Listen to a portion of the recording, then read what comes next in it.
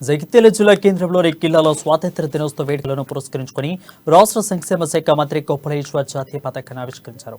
అనంతరం పోలీసులు గౌరవవందనం స్వీకరించారు. దేశం కోసం ప్రాణత్యాగాలు చేసిన అమరుల త్యాగాలను స్మరించుకోవాలని మంత్రి పిలుపునిచ్చారు.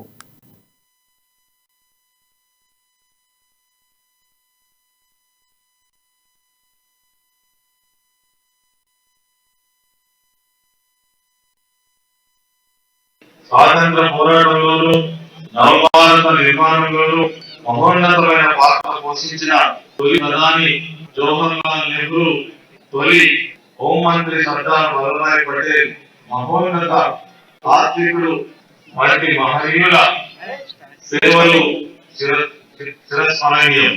జాతీయోద్యమ స్ఫూర్తితో అహింస మార్గంలో శాంతియుత బంధాలు మన తెలంగాణ రాష్ట్రాన్ని సాధించుకున్నాం.